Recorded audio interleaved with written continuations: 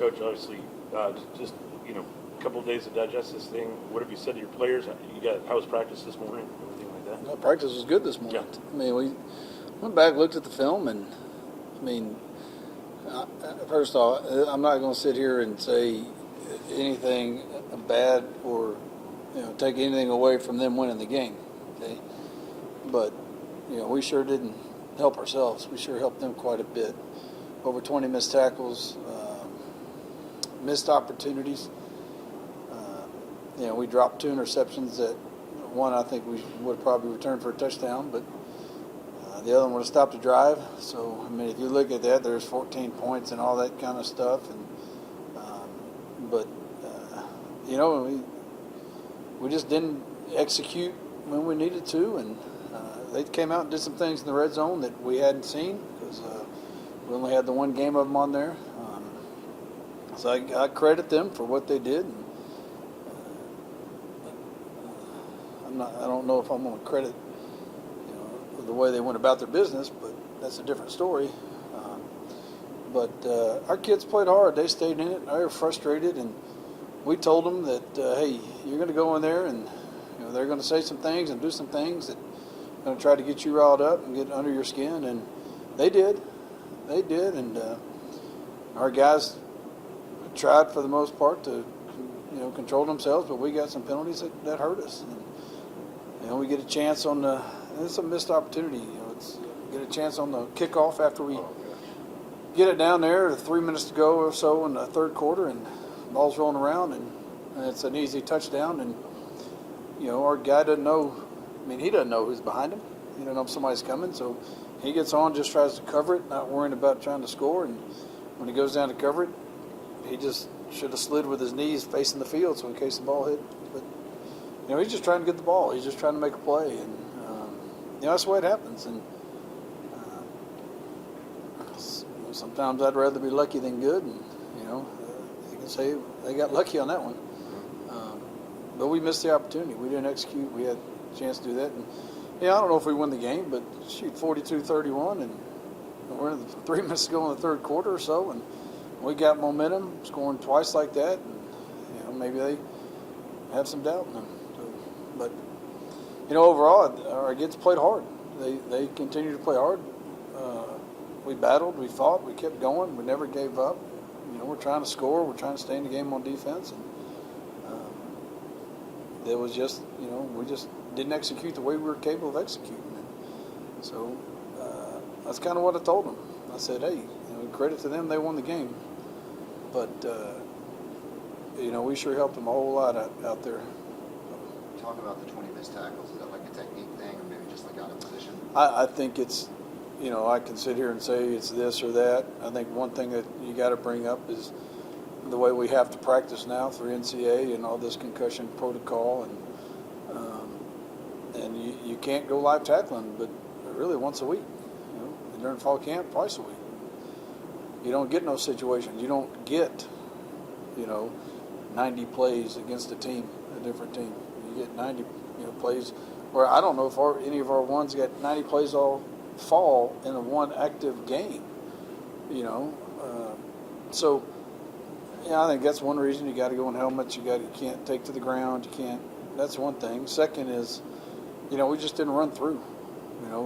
We don't bring our feet, and we stress that. We like to come up and stop our feet and let the running back make a move and then lunge at him for some reason. And I don't get it. I mean, that's what we were doing. And then we got guys waiting on other guys to make tackles. Instead of jumping in and getting on there and we got 3 guys sitting around on that 54-yard touchdown pass, whatever it was. One guy slides by, misses tackle. One guy takes a bad angle, and the other guy is watching it go on. So, it's communication. The corner that came, we checked out of that. We had checked out of it all week. I'm staring at the yelling on the sideline. The DB coach is yelling at the sideline. We've checked, and he's just right there. And it's like, how does he not hear us? And the people on the field are doing that. And it happened, but the ball gets thrown over us, but the guy doesn't make the tackle. He still has a chance to make tackle, make him snap it again. So again, that's a lot of us.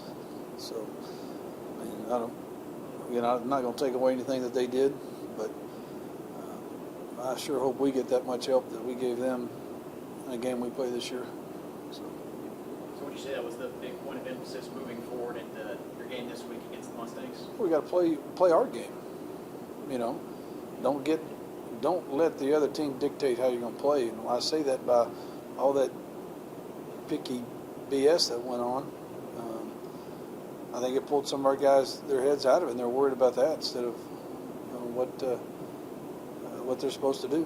So, and then they get frustrated, and you got to calm them down. You got to remember they're 18, 19, 20-year-old kids, 21-year-old kids who are out there and trying to help them do the right thing, and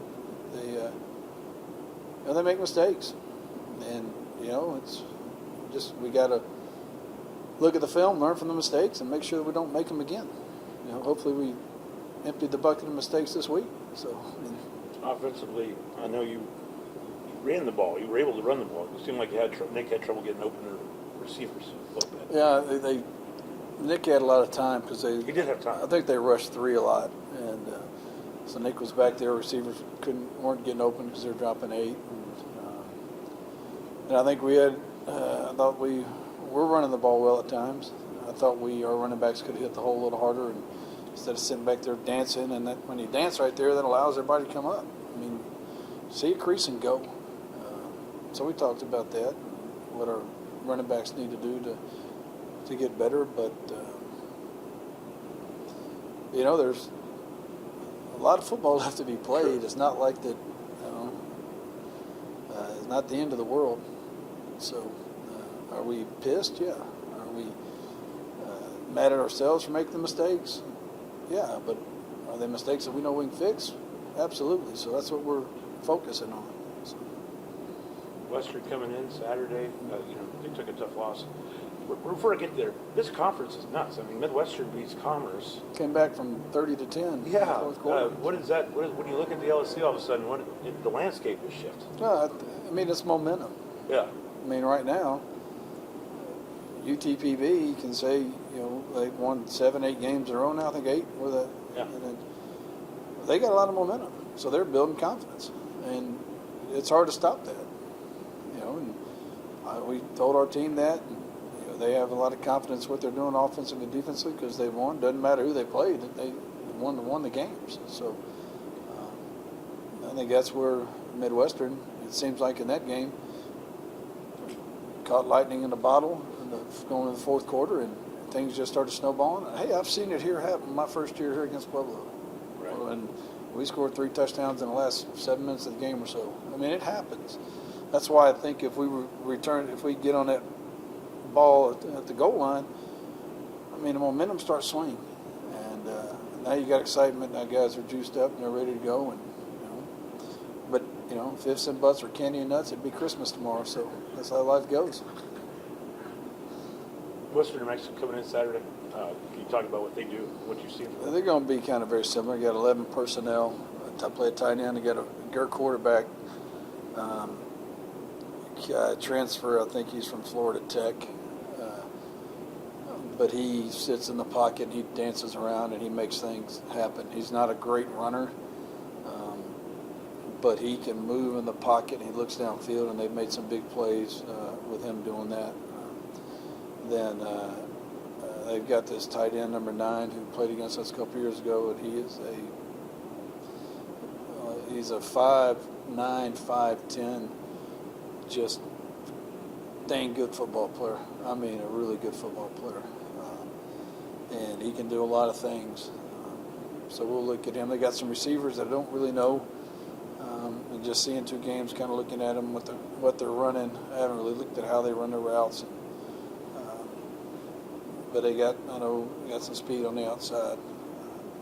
Running game, they didn't run a whole lot Saturday against Western Colorado because they got behind so much.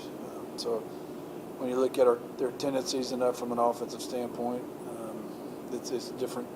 It's different because you got to kind of break it down into a game that they're in for a while and then take over, and then a game that they're trying to scramble and come back. So Defensively, I think we're going to get a lot of looks them at the line of scrimmage a lot, send a lot of people.